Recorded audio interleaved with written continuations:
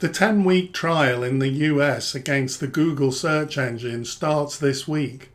Google has been charged by the US Department of Justice with abusing its dominant position in relation to its search engine. The specific charges relate to Google making exclusive agreements that it will be the default pre-installed search engine in other companies' products and forbidding pre-installation of competing search engines. The problem arises because Google's search engine has such a dominant position. The DOJ says that Google is a gatekeeper to the internet and that it abuses its power in making such agreements. For a judge to rule against Google in this case, it would normally be expected that consumers are being harmed by the abuse. But the economics of competition cases in the tech sector are anything but straightforward. Consumers can use Google's search engine for free, and the service is really good. So at least on the surface, it's hard to argue that the users of Google's search engine are harmed per se. However, it certainly does not mean that there's no competition problem here. The market here is not really Google providing search services to end consumers. Rather, Google has a massive network of users, which allows it to sell advertising services and to sell data in relation to information that it gathers on its users. So the markets are business-to-business markets. There are other search engines, for example Microsoft Bing, DuckDuckGo, but these are relatively small compared to Google. It would be pretty difficult for a new search engine to be launched into the market. The key question, therefore, is whether there is anything unfair about the way in which Google uses the massive advantage that it has. The European Union has already concluded an investigation into Google for similar issues. This resulted in a fine of €4.34 billion. For the US case, I think that there are a couple of big problems that the DOJ faces in its attempt to regulate Google. The first is that the general view seems to be that the odds are against a judge ruling strongly against Google. Unless there's a smoking gun, for example, a clear anti-competitive agreement between Google and Apple to restrict competition, the evidence that Google has abused its dominant position will never be clear.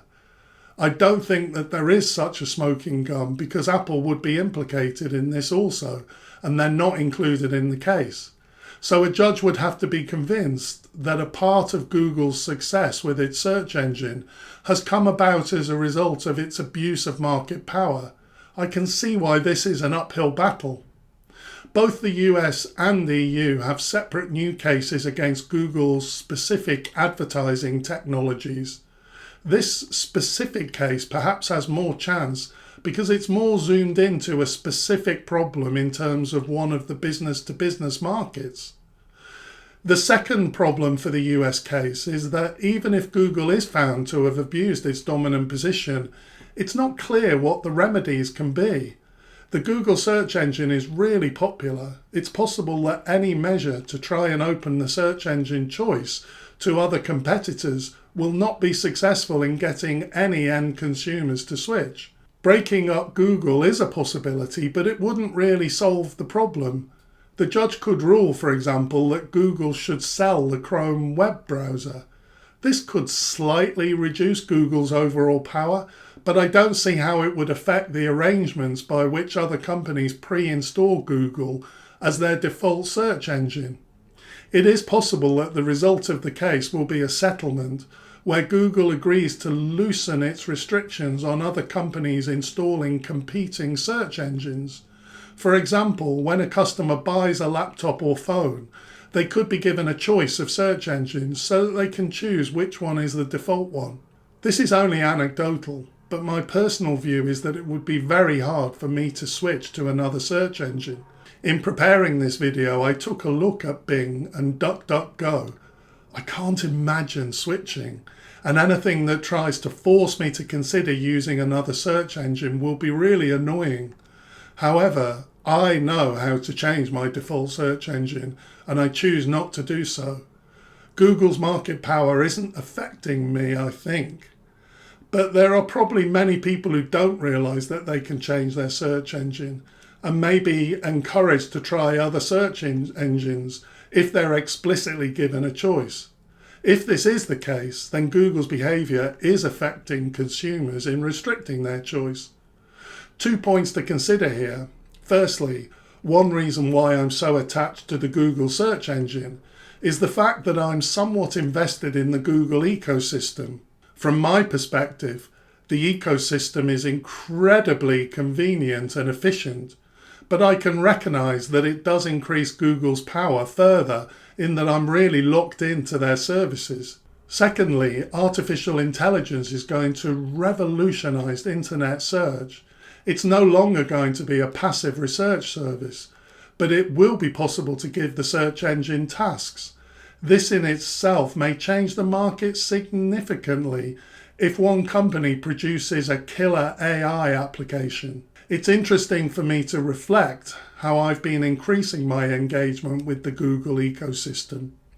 I'm mostly working within the Apple ecosystem. However, as I've learned about Google's services and new apps, I've been keen to try them, and because they're good, I've started to use them more. I may not be a regular consumer, as I am a bit of a nerd about all this tech equipment, but for me, if a company innovates with a new software or app, I will give it a try. For me, this is all about great product development, marketing, and the product actually delivering a great experience when I use it. When I tried Bing and DuckDuckGo, there was nothing that made me go, wow. Personally, I have mixed feelings about the US search engine case against Google. On the one hand, I think that Google is just such a good search engine, and this is why it has such a dominant position. Google shouldn't be punished for this. As technology evolves, and particularly as AI develops, we know that things in the tech world can suddenly change. On the other hand, I think that big tech does have so much power, and it is easy for them to abuse this. And they control so much data about us that it's quite scary for all of us how that power might be used. I'm happy that regulators will be keeping a close eye on some of the more potentially problematic areas. The final point I'll make is that this US case is backward-looking. It was started 3 years ago and perhaps will soon lose relevance as things change. The EU has a new Digital Markets Act, which will attempt to provide more concurrent regulation and investigation of problems as they arise in the high-tech sector. I've done a separate video on this issue.